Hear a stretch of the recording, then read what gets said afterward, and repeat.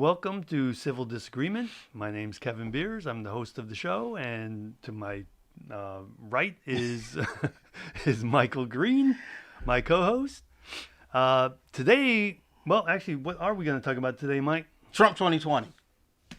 No, I want to talk about Black Lives Matter. Okay, we talk about that too. Okay.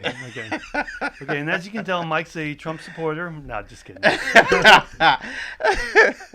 Nah, my family would literally disown me, but we're good. Okay, so today what we really want to talk about is just current events in general. Actually, I want to start with the election. We'll start there. Yeah. Okay, so actually, Michael asked me a question, whether or not I thought Kamala Harris was a good choice for Biden, and I said no. So then we got into a discussion of why I thought that. So here's some of my reasons. One, and actually this is probably my biggest reason, it was announced well ahead of the pick that he was going to pick a woman and it was going to be a person of color. Had they not announced that and just picked her, I wouldn't have thought much about it.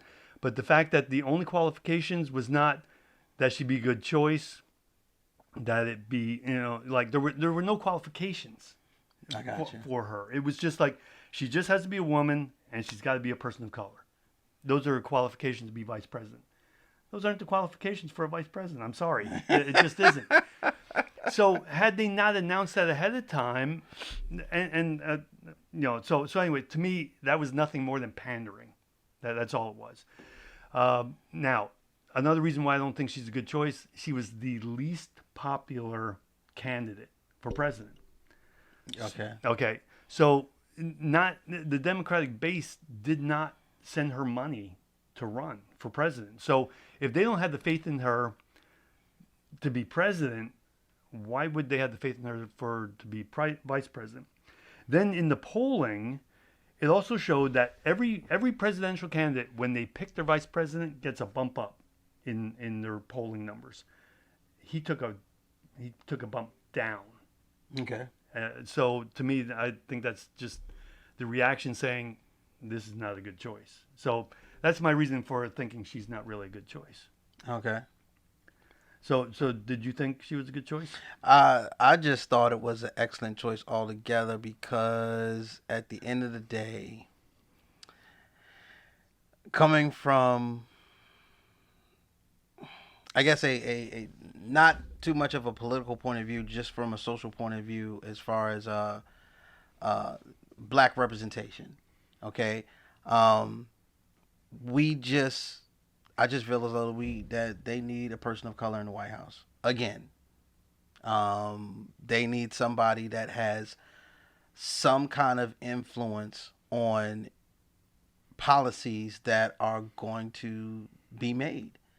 And despite whether you agree with Kamala Harris or not, she is a person of color and has lived as a person of color in this country and has a insight on that. Specifically, she's a black female. So that whole working in an environment around, powerful white men and all the rest of that other stuff, like she just has that insight. She just has that experience. So not only does she has the experience for people of color and what they're going through, even, and people might want to argue that fact, based on, when she was a district attorney and all the rest of this other stuff. But she still has that insight, and she's used to working with, that other part of culture that we are still trying to have that dialogue with. You see what I'm saying? Mm-hmm. So it rounds out. It's just going to round him out when it's time for him to figure out how to handle his domestic policies. You know what I'm saying? I can't speak to how well she's going to handle being an ambassador for the United States and she has to handle stuff in Russia or with the Middle East. I can't speak to that. I think she's educated and experienced enough to learn and to take hold and be a great ambassador for us. You know what I'm saying? In foreign policies, but domestically, I think she was the perfect candidate for him because I think that if Biden becomes president, he literally he literally did a lot of business and did a lot of politicking with primarily one side of culture in this country. Mm-hmm. Even when he got with Obama and he became the vice president, that was probably the first time he was really introduced to really doing anything with a lot of people from outside of his culture. So now, if he becomes the president, who's going to be his, you know what I'm saying? Okay, His, but and I get what you're saying, but Yeah. but what about her comments during the debates, basically calling him a supporter of racists for the busing issue, the and again, it was war. What, she's trying to win. no, and I get I mean, that. it But- is but what it the- is. See, and that's another reason why I thought she was a bad choice was, I mean, she called him on this stuff, and then you say, you know what, that's okay, we'll just make you vice president. Well, that's No, but that's the whole point. It's not okay.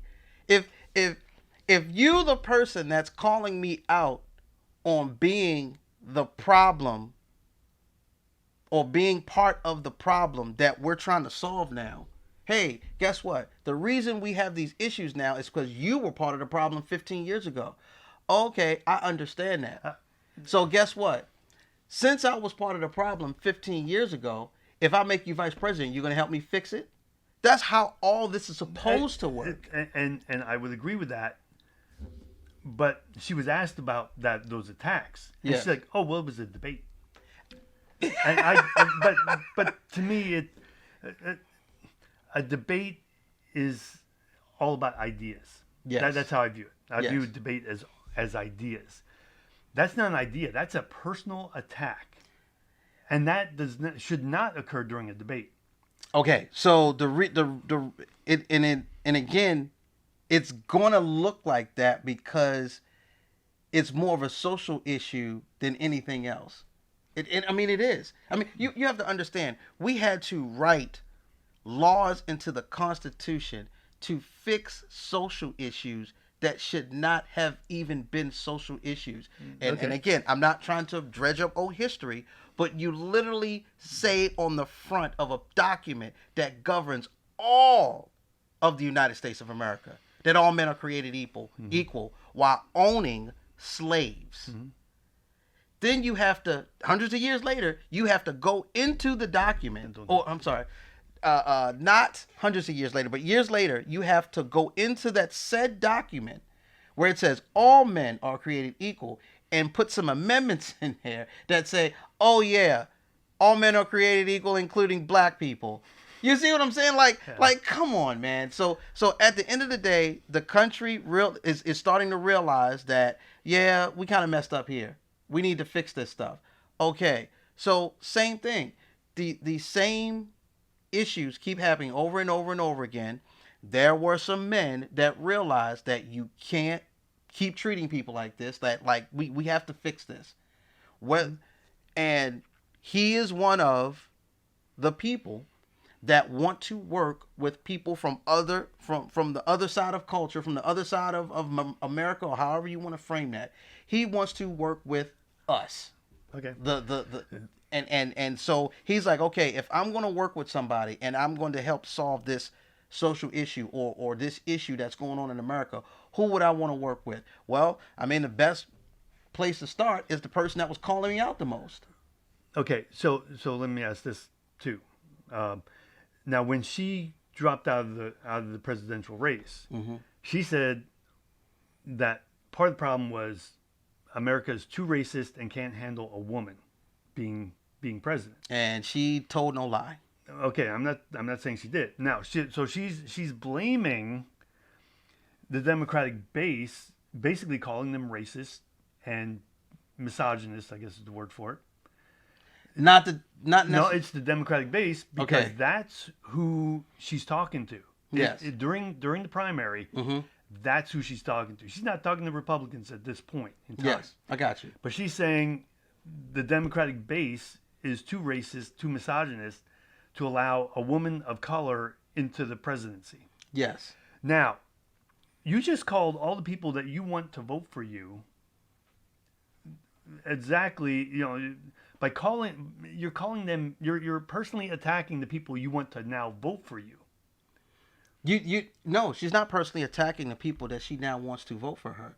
She's Not, she's telling her side of the truth, because if she feels as though that there are women of color that are personally qualified to do this job and they're not just getting in, or they're not being voted for because of that, then if she has a point.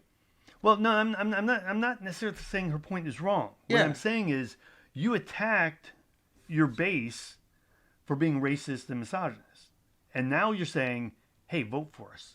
You know, even though I'm part of the ticket, and yeah, you're racist and you're misogynist, but vote for us anyway. And then Cory Booker did the same thing. Mm-hmm. When he dropped out. He's like, again, he said America is too racist, when really it's only the Democratic base that he can be referring to, because Republicans aren't getting a say in this part during this period of time. It is not falling back on anybody but Democrats at this point. Yes. So if you're attacking your own base, now I'm not saying they're wrong, but I'm saying you're attacking them. Mm-hmm. And now you're saying, hey, vote for me. It was, we go back to 2016. Hillary Clinton saying deplorables. Let me No, hold on. Okay. So Hillary Clinton's calling people deplorables, but you have the people that are sitting on the fence. You just attacked them because they might have been leaning toward Trump, but they still might vote for you. Well, now they're not going to vote for you at all because you attacked them.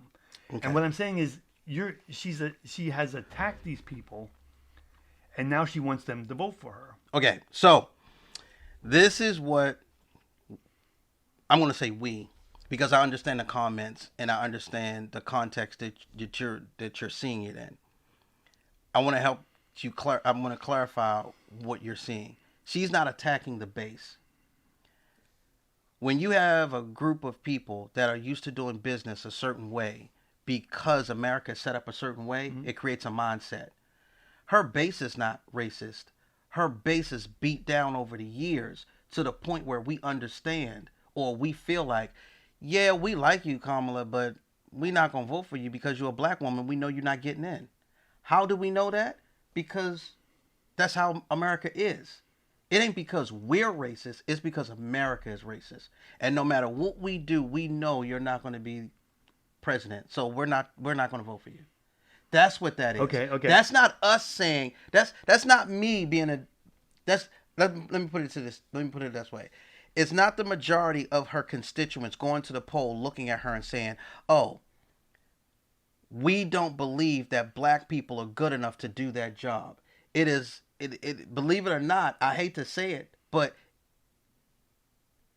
there's this feeling in Black America that no matter what we do, it'll just never be good enough. And again, America proved it to us. Look what you did to Obama. You made that man try to prove he was an American citizen after he won the president of the United States. After he won the election. After this man was voted into office, you still had Americans saying that you need to prove he's a real American. Dude, come on. So if America shows its ass to Barack Obama like that, what makes you think that Black America is going to come back and be like, hope is still alive and we can vote Kamala into the presidency of the United States of America? We can still do it. Be positive. No. We watched what y'all did to Barack. Okay. Now, one thing I didn't bring up, because we've been talking about whether or not she's a good choice for vice president. Yes. I've been watching Biden. Yes. And I'm very familiar with cognitive decline. Mm-hmm. And he's got it written all over himself. I mean, he is declining mentally. I truly believe that. Okay. Now that is not a cut on him. Mm-hmm. It's just the way it is. You know how I feel? That's why I'm so happy he's got Kamala. Because, you listen to me, regardless of politics or whether she, was part of the whole, she helped a lot of black men go to prison and all. I understand. I grew up, and again, it's personal to me because I grew up around like black women being great. You know what I'm saying? My grandmother, my mother, my aunts. Like I understand that angle in American society, and this woman, women like her, like my grandmother, like my mother, like Condoleezza Rice, like Michelle Obama, they go into American society and they do the best that they possibly can, despite the fact that there are just constructs that just will not let them in certain places. And we understand that. We know that exists, but they still go out and they're still being great. I like to say that, just go. I tell my daughter all the time, go be great. I don't care what you do, just go be great. You know what I'm saying? Mm-hmm. I'm here. I support you. Be great. And that is what Kamala has done. She wherever she went, she tried to do the best job she could possibly do, and her record shows that. And in leadership, you have to take responsibility for the good and the bad. If you have people working up under you and they do something that just politically is just not cool, it still falls under your purview. And I think a lot of stuff happened when she was in charge. And because she was in charge, that is on her record as a leader, but that doesn't mean that was personally her agenda that she did that. That just means that there was some people somewhere that did some crooked stuff, and at the time she was in office. Oh, okay. So now that she's been in Congress, yeah, her record, based on a bunch of different sources, says she is the most liberal of every congressperson in government right now. Okay. Do you think that can win over? Really, the majority of the Democratic base is really not as far left as what you might think it is. Just what we have is the most left people are the loudest. First of all, I want to clear something up. But the reason I think Biden ended up getting chosen is because the majority of the Democratic base is moderate. Yes. Not the far left. Now, Kamala's coming in as like the most far left of all the congress people there. Can she really? She's nowhere near far left. Well, according to again, I don't listen to anything. The media cannot dictate my life experience. No, this is not the media.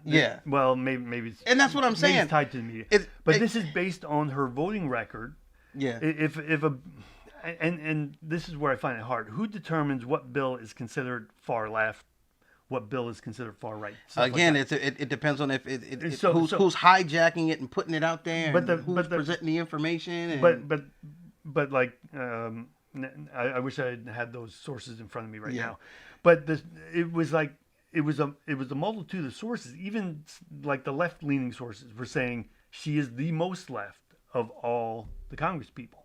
Okay, so my question is, if the majority of the Democratic base is moderate, again, is she a good choice being that far left? I just personally think she is not far left. I think the problem is that people will take one issue that you vote for or that you stand for. But this is one. And I get that. And they'll make you about that and then say you're far left. Mm-hmm. I think the majority of the Democratic Party, a lot of the people that you see in leadership are conservative Democrats. And I know people don't like to hear that term. I know people think that does not exist and there's no such thing. But I'm sorry. If you believe in the conservative financial responsibility and you believe in certain Christian Judeo views, we're going to put it like that. You know what I'm saying? You believe that, government should be small and certain things. I mean, I'm just sorry. You're just a conservative. Now, I'm trying to figure out, why is it okay to have this big mainstream conservative right-wing movement that's supposed to be the great answer to everything, and it's supposed to be the most positive thing on in politics, and it's supposed to be the best answer because this is the thing that's going to make America great again. Oh, the conservative view from the right side is going to make America great again. Okay, so you have all these Democrats that believe literally the same exact thing that a conservative believes, down to religion, how we should raise our kids, all that. We believe every single thing, all that. The only difference between the conservative that's a Democrat and the conservative that's a Republican, okay, is I just believe that when it comes to certain social issues, we should do this because these people need an opportunity and they're kind of disenfranchised, or they weren't, we need to help these people out. Then all of a sudden, you're no, you see what I'm saying? You're left. You're like far left or something like that. I get that. I get that. Okay, and I think that's what's happening here. You see what I'm saying? Well, I think 75 to 80% of most of the things that Kamala agrees with. I mean, because it is politics. It's just politics is really a closed circle. There's only so much you can do. Okay, and the whole point of politicking is bringing all these people that believe different things to one table and coming up with a solution that benefits all parties involved. Okay, so I would agree with that. Yes. During the debates, going back to the debates, Joe Biden was asked, would he sign an executive order to ban certain guns or something along those lines? Yes. And he said it would have to be constitutional. Kamala jumped in with a comment and said, "Come on, Joe, just say we can." That comment to me says, I'm not going to let that, and I know it was off the cuff. Yes. So I take that into account too. But that's basically saying it really doesn't matter what the Constitution says. We're just going to make this happen, whatever it takes. So again, I mean, because the side that she's taken, now being a conservative myself, I see the side she takes on everything is always the opposite of me. Now, does that mean she's far left? It might. But she's definitely way left, further left than I would ever want to go. Okay, but then there has to be a reason for that. The reason that it's so far left is because it's being deemed that because it's just opposed to what you believe. Why is it that if I'm conservative and you disagree with me, you're not far right? But if I do, you see, that's that whole cancel culture and you're judging people and now you're an extreme Antifa leftist and that's what's wrong with this country. Okay, so if you are conservative Republican, and you really have the view that welfare is for poor black women that just want a free ride and just want to have babies and get money from them,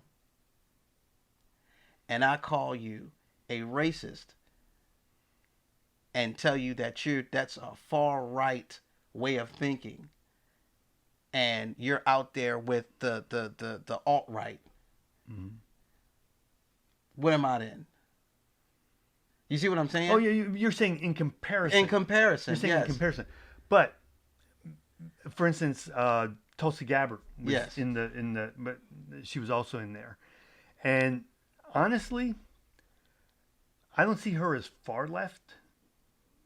Even though I disagree with like everything of hers, but I could probably vote for her because I know I could see it in the way she discussed the topics. Was she actually thought about all this stuff? We disagreed on the outcome, but she really thought it through.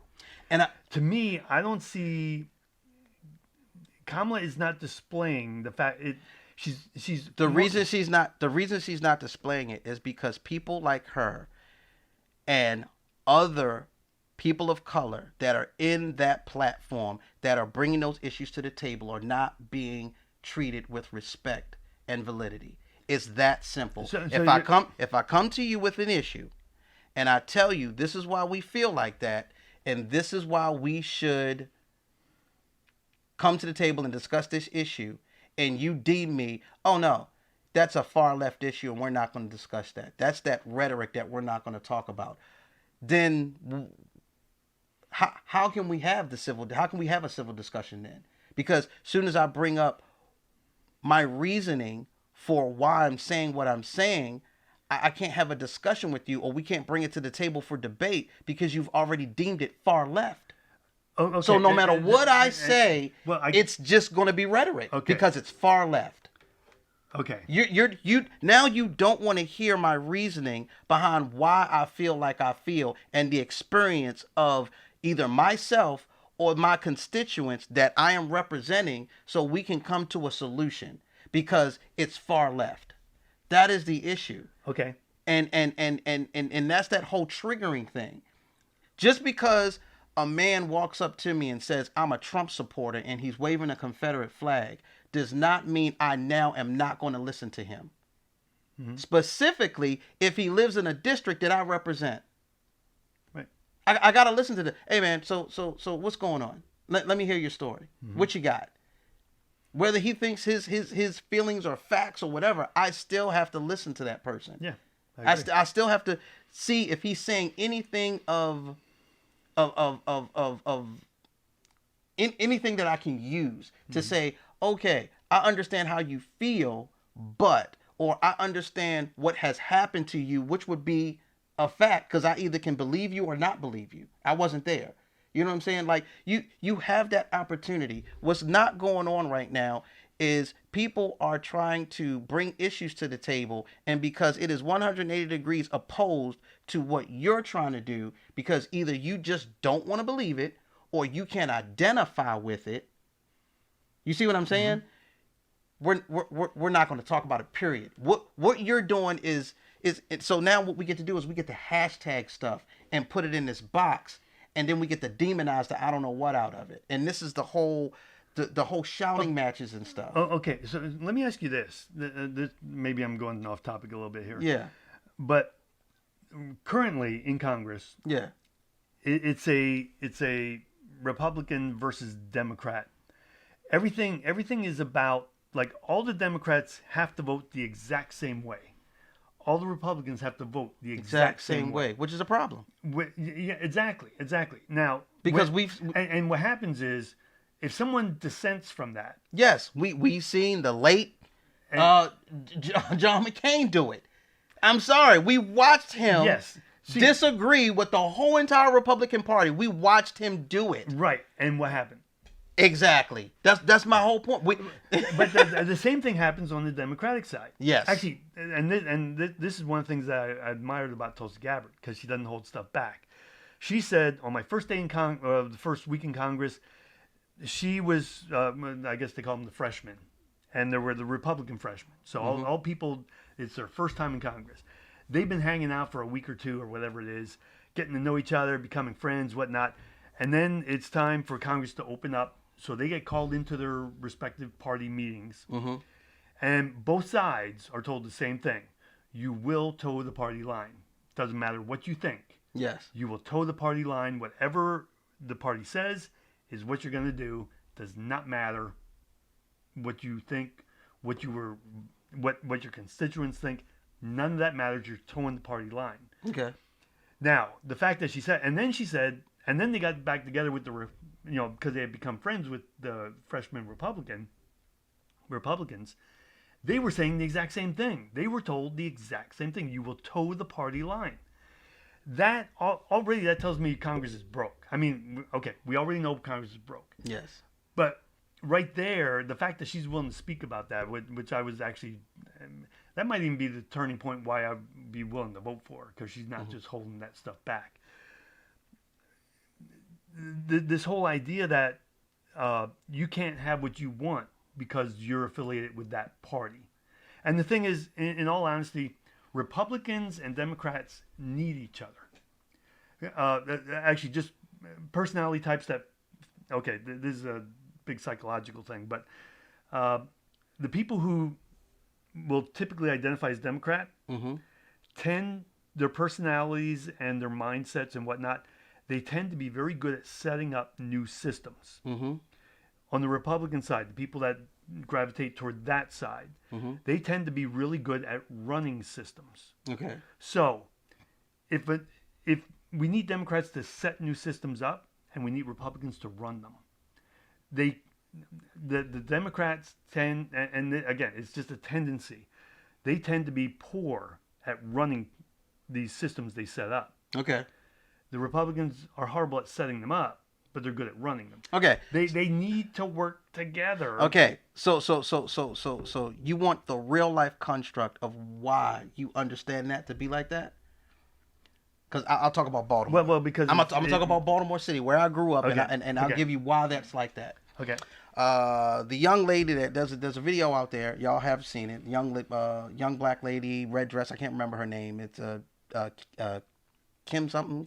Oh yes. You know what I'm talking about. Okay, so she's running for office up in Maryland. As a Republican. As a Republican. This is the problem. The problem is that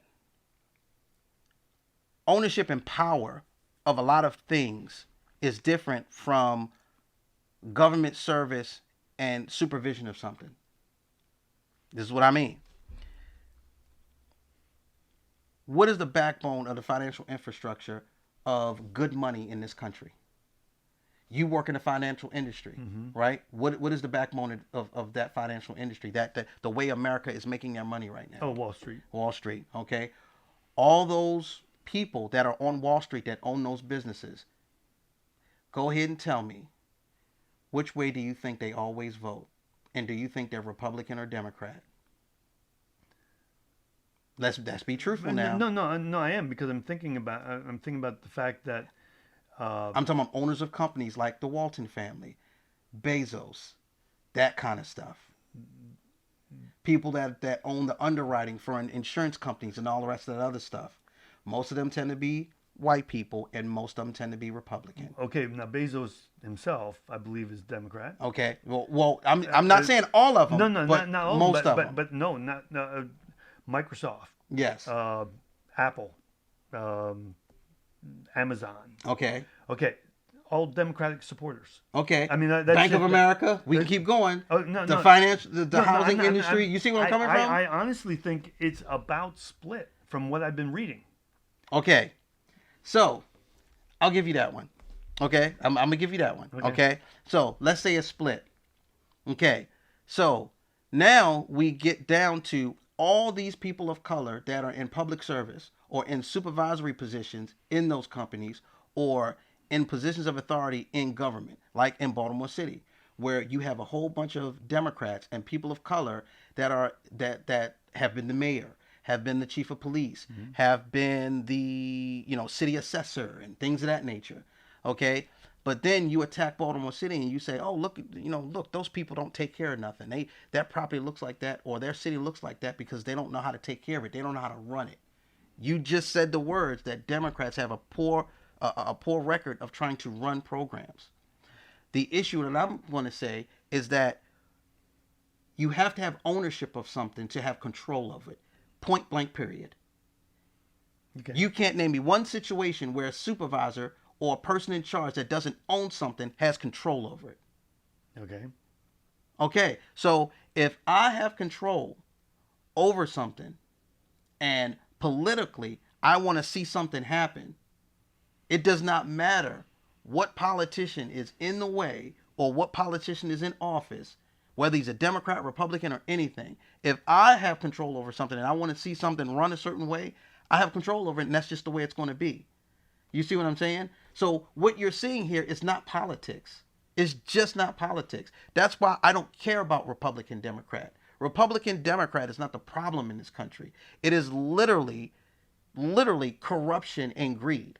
Yeah. Okay. And so what ends up happening is if you have just a person that is whether he wants to be racist or whatever, you can call it what you want to. If you just have a person that just doesn't want to see a group of people where he controls an area because he owns the land or he owns the building or he owns the company, and he just does not care about those marginalized people in his realm of control, nothing will happen. You can get a new president, you can get a new mayor, you can get a new governor, you can get whoever you want to.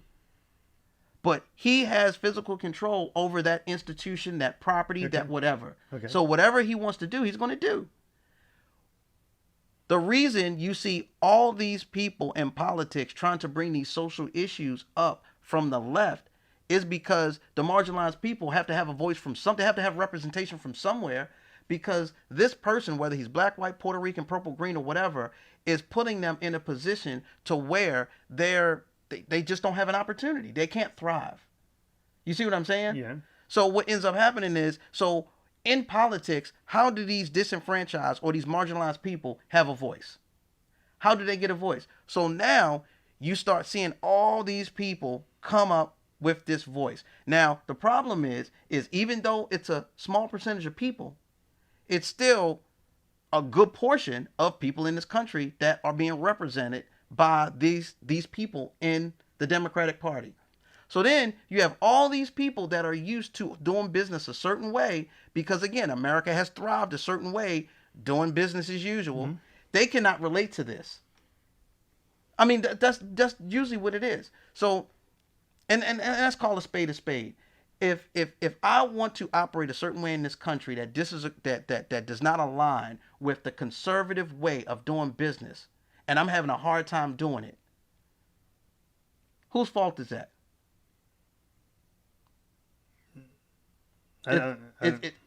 It's nobody's fault. Okay. Okay, it's nobody's fault. But if I say the reason I'm having a hard time is because there's a construct in place that does not give me the same opportunity as the people over here that are doing it, because the guy in control agrees with these people and does not agree with the way I'm doing things. You see what I'm saying? So now I don't have he's putting things in place where I don't have an opportunity. And that's where we start when you hear stuff like greenlining and redlining and voter suppression and all the rest of that stuff. Again, all these issues keep coming up because, again, there are stuff in play. This is that whole. So when we start talking like that, then that's when stuff gets put in a box. Oh, it's race baiting. It's far leftist talk. It's always, every single time a social issue comes up, it's always put in a box and it's deemed far left. Period. Okay. So now I think one of the reasons why that happens is, like I said, those who tend toward Republican also tend toward conservatism. Conservatives, almost the entire meaning of the word is keeping things the way it is.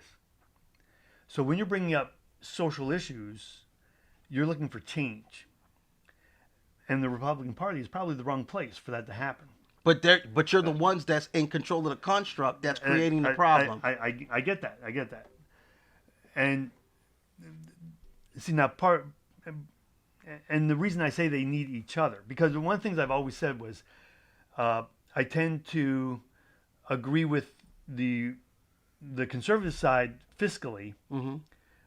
but I agree with the left side or liberal side socially, for the most part. Yes. I mean, there's some social issues which I just totally disagree with. Okay. It's like late term abortion and stuff like that. I got you. There's issues that I'm going to disagree with. But I agree with both sides. I think, and I've said this for years before I even knew about how people gravitate to one side or the other. Yes. Was that the Democrats or the liberals in general have really good ideas, but the Republicans are the ones that are so good at making those ideas work. The problem is they won't talk. Well, of course, you can make an idea work if the people that control whatever it is you need it to work agree with you. So I'm gonna give you that point. Yes. But that's what I'm saying. I've been saying that for years. Like, I agree with what the lefts are saying, but the way they want to carry that out kind of sucks. And on the other side, it's like you don't have the ideas, but you can really make a program work. So actually, I guess I've already seen this even before all the studies came out. I mean, it's just. But that's just. It's just like they need each other, is what I'm saying. Yes, but again, it's just like renewable energy. Okay, it's just like the idea of renewable energy. Okay.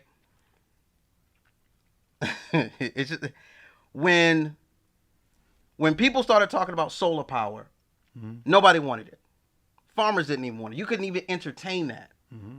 Now what you see when you go out to all that land where they're not farming anymore, you see big giant solar yes. You see what I'm saying? Why are they entertaining it now?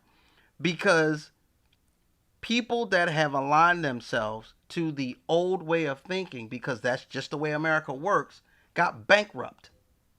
Because it benefited the people in control to hey, yeah, we don't need you no more. We're good. Well, but still, I voted you in office. You see what I'm saying? We are seeing a time in America where everybody that had privilege is not haves anymore. Oh, okay. You see what I'm saying? Yeah. All these people that were benefiting from the conservative way of thinking, the Republican that's the right way to go, and da da da da. And yeah, you know what I'm saying? If you're a farmer, if you were in the military, you vote Republican. You see what I'm saying? Yeah, Republicans are always for big military, and they're always going to back the cops and this, that, and the other. Okay, look at 2020. Look at all these disenfranchised white people in this country. I mean, for real, look at it. Mm-hmm. So where's the Make America Great Again? I don't understand it. Because I'm driving past I'm driving past massive farmland in Virginia, and I'm seeing big giant solar panels in places where we used to grow corn. Mm-hmm.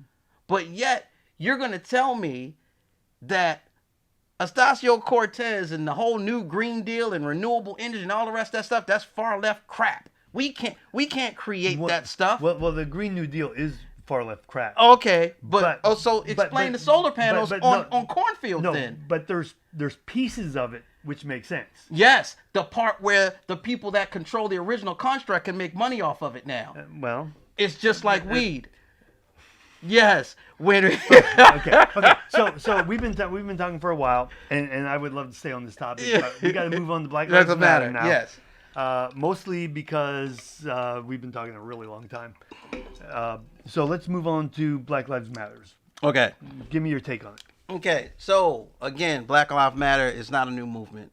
It's just a new term for the original movement that started when you realize that all men were not created equal. Period. End of story. Okay? So, I just want to say personally, anybody that does not agree with Black Lives Matter or does not understand what the movement is or just doesn't care, that's fine. That's your opinion. You're not a racist. You know what I'm saying? It is what it is. I'm just telling you that it has been my experience in this country that while I was in the military, before I was in the military, and after I got out of the military, I have had experiences in this country where I know for a fact I was treated or had opportunities taken away from me, period, just taken away because I was black. It's just that simple. I've had experience in this country where I was treated by authority wrongly. Like my rights were violated, whatever, because I was black. And I'm not the only person, and it's not an isolated incident, and it's not one-offs or, I should have just complied or I should have just kept my mouth shut or one of those instances where I deserve what I got because I, like when people say, oh, he came to work late. Or he was speeding, or some stupid minor excuse or whatever. It's none of that stuff. Okay? In saying that, Black Lives Matter is simply just that. Okay? It is not some grand plan to shame white people and to demonize white people or anything like that. We are tired. And when I say we are tired, I mean we as people of color are just tired of trying to exist in the public space that is the United States of America and have the same opportunity to life, liberty, and a pursuit of happiness and to pursue business goals and go to school and do whatever we want to and just drive down the street, pump gas, eat Starbucks, whatever, and have it taken away from us just because we're black. And if you don't understand what I just said, then you're part of the problem. If you don't believe what I just said is an actual thing that happens every single day in this country, then you're part of the problem. And it's okay. It's okay. You know, if you don't want to have a discussion with me and Kevin about it, if you still want to go on your Facebook pages or your little thing and put up your trolls and put up your little memes and talk about how BLM is BS and Blue Lives Matter and All Lives Matter and all the rest of stuff, it's America. Be great. Do what you want to. You know what I'm saying? But we are trying to do real work. That's all I'm saying. We are not trying to burn. It is not about rioting. It is not about burning down police cars and burning down buildings. It has never been about that. Okay. So what do you say about those things? Because that is happening. Okay. I don't know. What do I say about the people that rousted my family and my ancestors when they integrated schools? And y'all went and flipped cop cars over and burned down. Y'all went into the black neighborhoods and burned their vehicles when they integrated schools and tried to scare black children from coming to your school. What do people have to say about that? Oh, you don't want us to talk about that because that was then and that was a different time. Oh, okay. So that's the only answer I have for that. That's the only answer I have for that. Okay. Because this country has a history of treating one group of people, two groups of people, because I can tell you right now, I ain't going to hold a candle to. We're not going to talk about Native Americans or the original people that were already here. We're not going to talk about that. But this country specifically has a history of treating black people a certain way. Period. Point. I mean, y'all just have a history of that. And then you documented your treatment of us so well because you didn't think it was anything wrong with it. That's why we get to regurgitate these old stories. And I'm not trying to be vulgar, but you actually had in the South nigger hunting licenses. You actually had fairs in the South, the county fair, where you could go and little kids would play whack-a-nigger. That's a game. Yes, that's a game. The little kid would get a thing. You know how you play whack-a-mole? Yeah. Yes, it was a little. Yes, there's pictures. You can, as people are hearing me talk, you're also going to see this stuff regurgitate. That's how well white people in this country documented how poorly you treated black people because you didn't see it was anything wrong with that. And you really think just because somebody wrote a law that we're going to integrate schools and now black people can vote, that all that mentality, all them years of believing that black people were inferior and that you could treat them like that just went away because a law was made? No, it doesn't go away. And we're not talking about a podunk town of 100 people thinking that. That's not what happened. It was a whole culture of America that thought this way. That's the problem. You want to minimize the fact that a good portion of America thought like this and treated Americans like this. And then so now you want to say, well, what? I don't understand Black Lives Matter. I don't get it. You guys are free. How are we free when it's okay for you to shoot unarmed people in the street? And then you go back into their past and dredge up the worst of them and then say, oh, it was okay that you shot that unarmed 14-year-old kid because he had a juvie record. How do you validate that? And then when we come up and we say, okay, if you think the treatment of these people of color if you think this treatment is okay, if you think these cops or these people in authority are justified in treating people of color like this, can you show us documentation where you allow it in your community? That's what I would like to know. Show me the videos where the sheriff department in such and such county in Georgia walks around shooting unarmed white kids.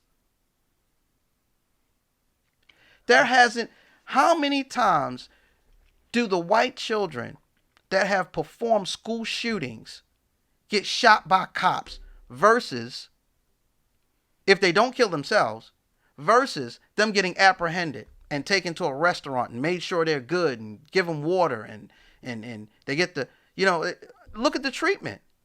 Look at the treatment.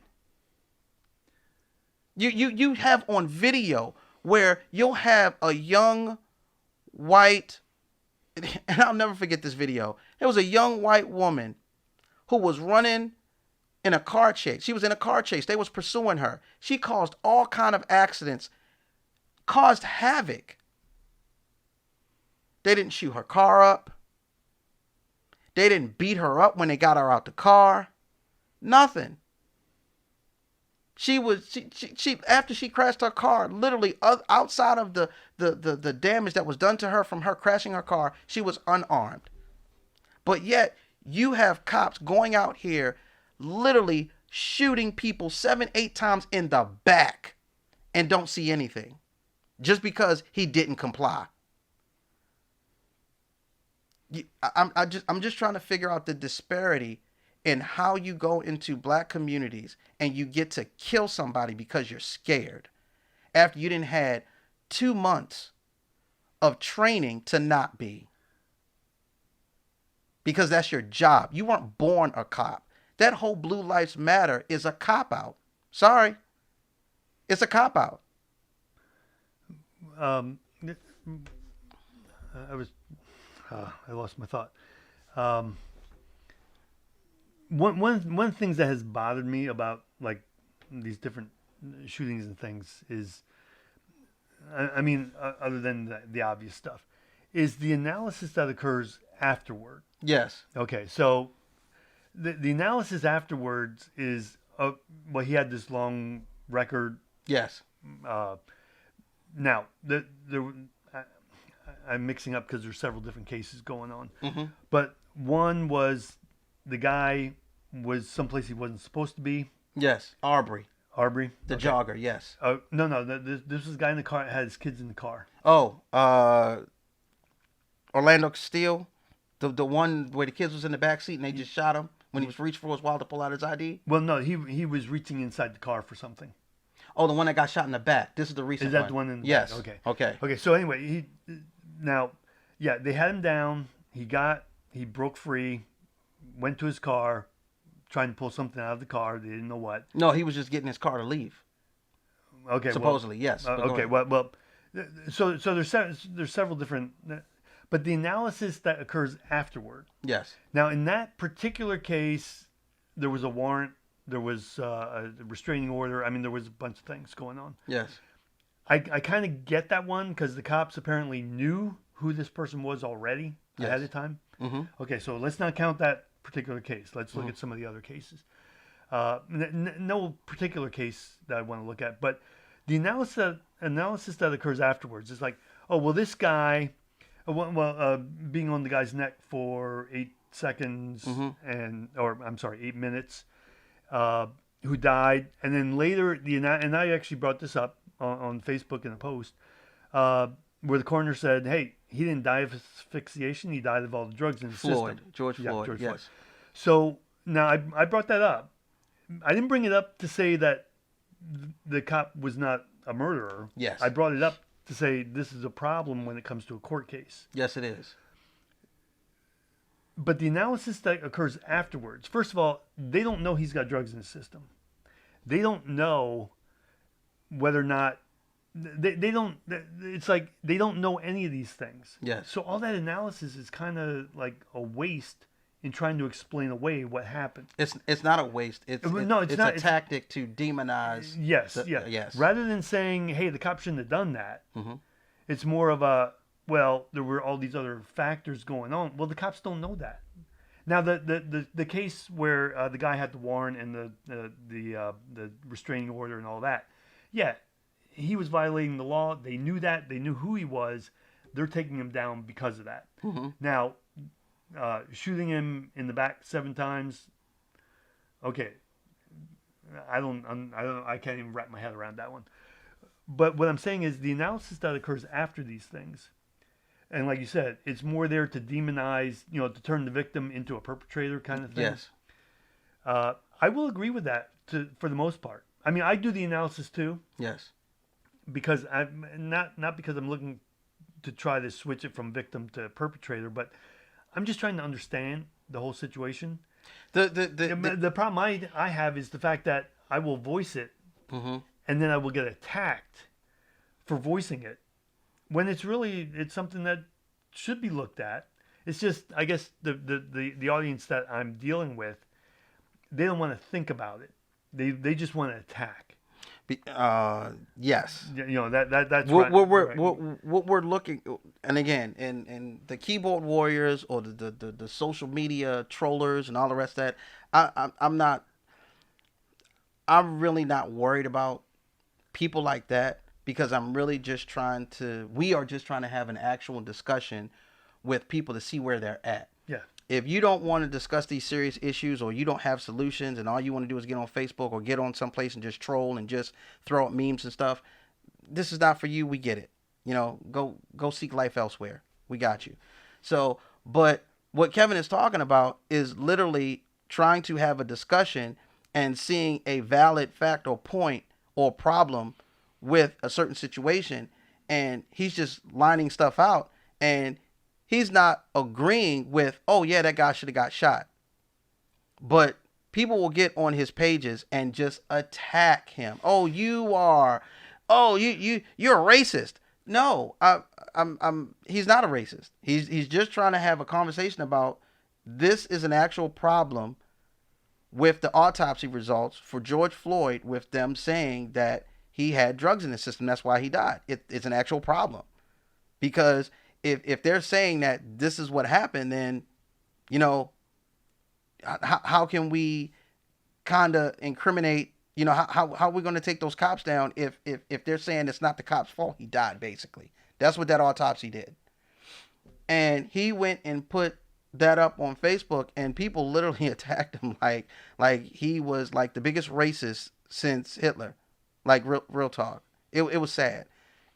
It was sad. And all he did was note the fact that that was a problem. Now, some of y'all might be like, well, okay, duh, Kevin, of course it's a problem. What's wrong with you? We know that already.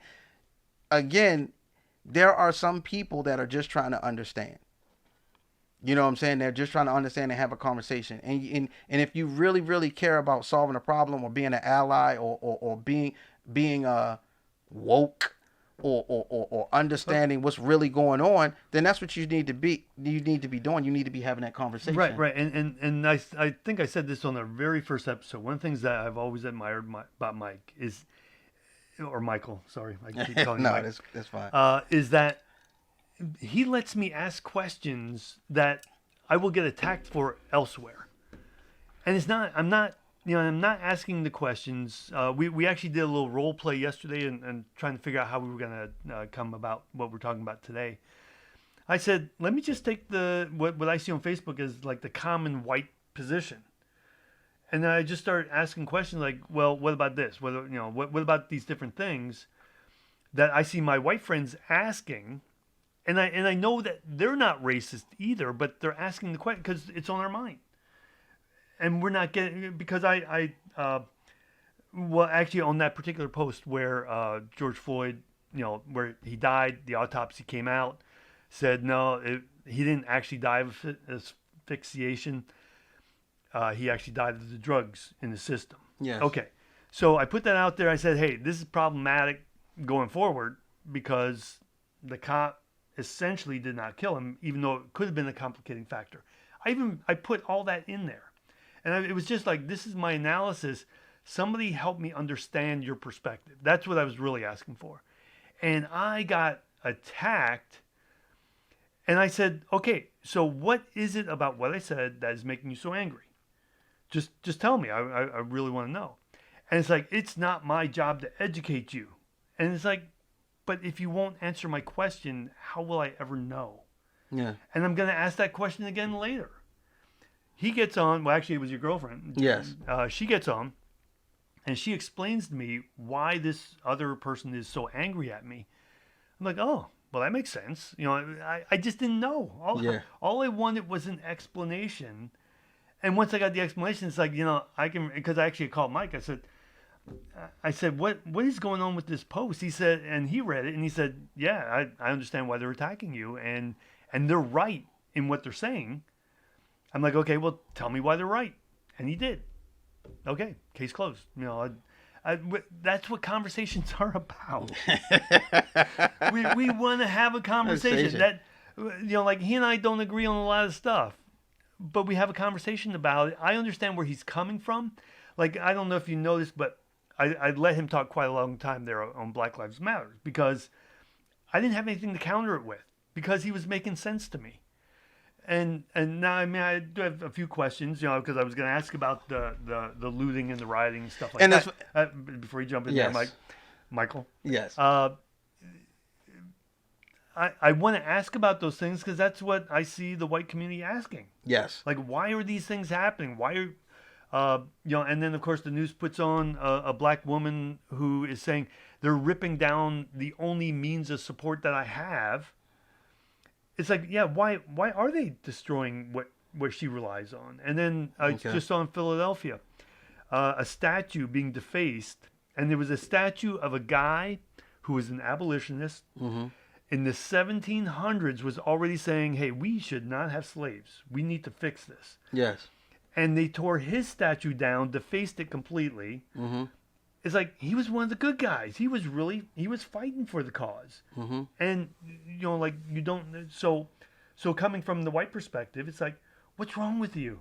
I got you. What's wrong with you that you would rip that down when that's one of those people that was really on your side? There is a. First of all,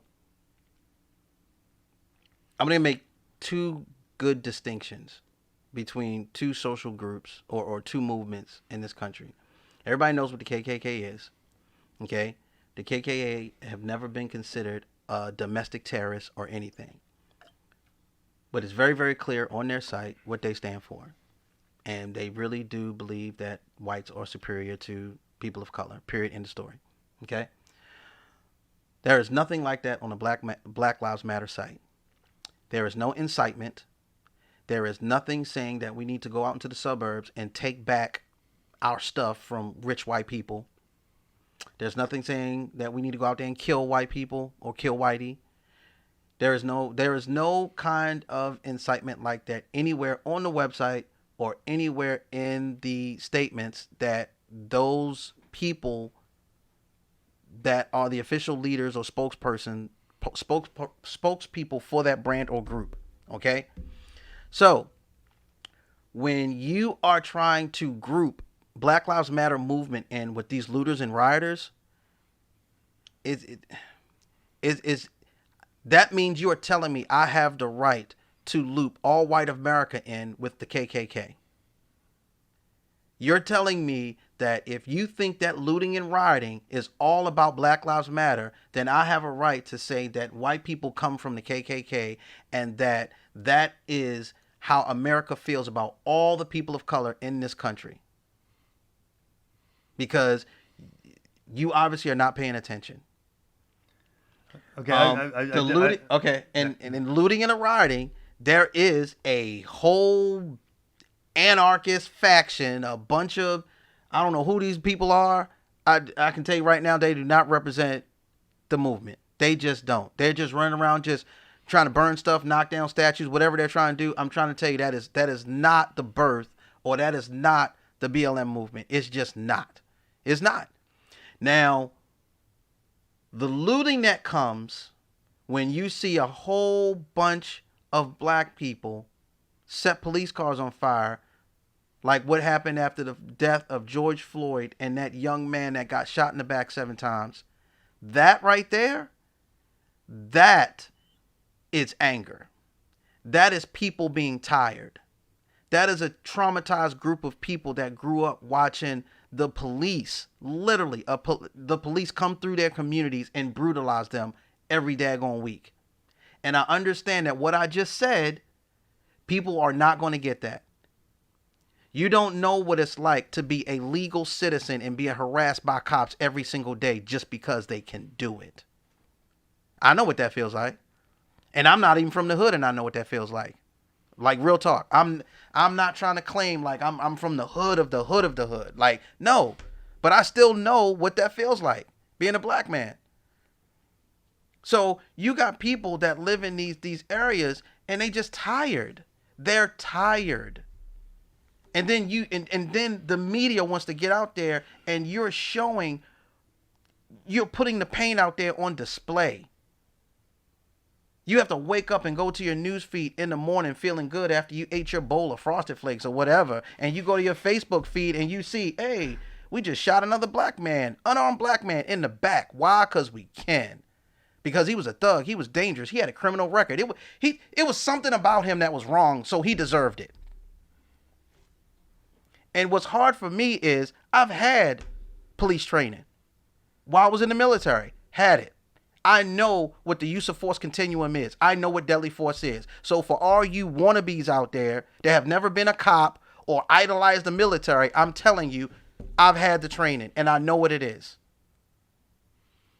And I'm telling you right now that there is no police training in the United States of America that you go to where you get to shoot unarmed assailants in simulation and you pass.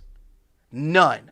I challenge anybody. I don't care who you are. I don't care what police force you on. Show me where you have training where you pass your officers for shooting unarmed suspects in your use of force continuum simulations or your training simulations or your virtual simulators. Show me where you pass your officers for shooting unarmed suspects. You can't because you don't train your officers that way. So if they are just bad apples, then you need to put something in place to impact that and not defend it. There cannot be a blue wall for stuff like that. It can't. It cannot. I mean, Okay. Well, yeah. One of the things I wanted to jump in with was I've seen several videos. And what I hear the people saying is, this is on the Black Lives Matter's website, these exact words, and then they'll quote something, and it will be incitement or something like that. So Mike and I were discussing this, and I said, hey, but it says, that, I'm watching this video, and it was someone I relatively trust as reliable, saying that on the website it says these things. Mm-hmm. And he said, well, did you go to the website and read it? And it's like, yeah. You know what? Yeah. I never did. Nobody does. So exactly. So I went to the website. Now I have not gotten through the whole website because it's a pretty big website. I can't find the things that I'm hearing other people say are actually on there. So now, so what my challenge is, don't get excited. Yes. My challenge is, if you hear anything, this is on the website, go check it out. Yes. Find out where on the website is it, if it's actually on there. Because the fact, and I'm seeing more and more of that, actually, a lot of people claiming, if you go here, you'll see this. And I'm starting to go there now. Yeah. And I'm not seeing it. So, So there is no directive to go burn down cities and go loot. There's no directive. There's no directive to go march through the suburbs armed and intimidate white people. There's no directive. There's no chat group. But it is happening. So you want to know why that's happening? Yeah, so that's the question. That is side groups. That has nothing. That at the end of the day, BLM is what it is. If that inspires other groups to do what they want to do, okay, but you still have to be conscious enough to understand that that's that group. Okay, so now let me move further into, because I want to wrap up here shortly. Mm-hmm. What about the mayors, police chief, whatever, who are not trying to squash all the damage that's being done? They're just letting it kind of happen. Okay, who says they're just trying to let it happen? Well, maybe they're not trying to let it happen. Okay. They have, I don't know the city offhand, but there's a city where the cops, they're not doing any kind of riot control. They're letting the people just go. Right. That's what I'm talking about. Why? You want to know why? They don't own that stuff. It's not their part of town. But you want to know what's funny?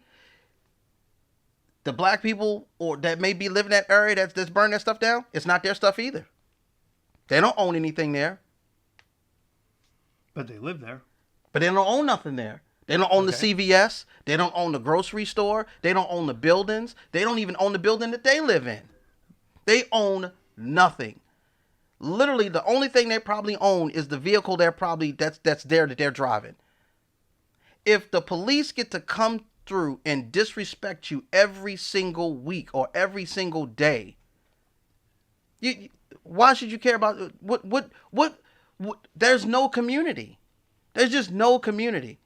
If the police can come in, harass, shoot, kill, beat, just disrespect you at every level, what ownership are you going to have in your community? You're just not going to have any. You're just not. And so people are tired. That's what I'm trying to tell you. We're not trying to say that a 14-year-old got rough with an officer, and because he got beat down, all of a sudden a riot happens. That's not what this is. You are talking about years of treatment. You're talking about psychological, you're talking about PTSD, believe it or not. If if a young man watches his best friend get shot by a cop, or watch his friends get shot by cops, and he knows the truth about what happened, and he watches his friend get demonized all through the media, what do you think is going to happen to that kid? What do you think is going to happen to that community? They know what happened. And those same cops are right back on the street, right back there getting paid, right back there doing the same thing they was doing before. Harassing. And so what ends up happening is just, there's got to be a breaking point. There's got to be a breaking point. And again, I'm not telling you that you can go out there and riot and you can loot and you can burn stuff down. I don't condone that. But look at this country. They wrote a law to integrate schools, and white people went nuts and rioted. Nobody died. No white people got killed. No white people were physically hurt in the institution of the integration of schools. But yet white people hated that law so much that they went out in the streets and burned crosses in front yards and beat up black people and sick dogs on them. They went out and hurt and killed black people over a law to integrate schools. And y'all trying to figure out why black people are rioting in the streets when y'all killing them? Y'all physically are killing them? I don't understand. I just, as a human being, I don't understand what's hard to understand about that. Okay, I think we'll wrap up there. Yeah. There's so much more we could talk about, but we wanted to keep it to two small topics today. Again, we'd love for you to, if you like the video, share it with your friends. Let people know that we're here talking about these kinds of things. Even more importantly, if you have a comment, leave it in the comment section. We're going to respond to everything. We're slowly growing our audience, just one by one, just sharing with people. We're both having these conversations on Facebook, and that's how we're kind of engaging people. But again, it's growing very slowly. If you think the people need to hear what we're talking about, get it out there. Let people know that we're here. You can find us on Facebook as Civil Disagreement TV. On YouTube as Civil Disagreement. Is it TV also? Yeah. So either Civil Disagreement or Civil Disagreement TV. Yes. Of course, we're going to be sharing this on Facebook to start with. We also have the website, which is civildisagreement.net. I should look these things up before I actually talk about them. That's all I could say. Yeah. But we really look forward to engaging with y'all. And now, if you can hold a conversation like this and not be personally attacking, and you got a viewpoint, we'd love to have you on the show. Let us know. Hey, I'm interested in being in your show. Now, we're going to interview you because, like I said, we don't do personal attacks. We don't We don't demonize anybody. Yeah, we're not trying. Yeah, We're just having that discussion basically for understanding, not to be right, not to be wrong. Well, nobody ever argues to be wrong. So we're not. We're yeah. Of course, I want to be right, but at the same time, I want to understand. And I say this all the time. Mike brings understanding into my life that I never had. I hope I do the same for him. He doesn't seem to express that very much, but. But the conversation itself, I mean, the more we understand each other, like right now, again, we have that Republican versus Democrat thing going on. Now, we were talking about this last night. Michael is a registered Democrat. yes. I'm a registered Republican. I don't know what's going to happen. I really don't. I typically, I actually identify as libertarian at this point. I just never took the time to change my affiliation. And actually by not changing my affiliation, I get a lot of mail that helps me see some things going on in the Republican Party. Yeah. So, if I identify as libertarian, I already see that stuff. So there's no need to turn. Do you normally vote Democrat? You don't yeah. have, I mean, it is what it is. I mean, it is what it is. But I'm trying to find a new way. I really am. I just Okay, Joe Jurgensen. Just going to put that out there. Anyway, that's it for us today. So we are out. Peace.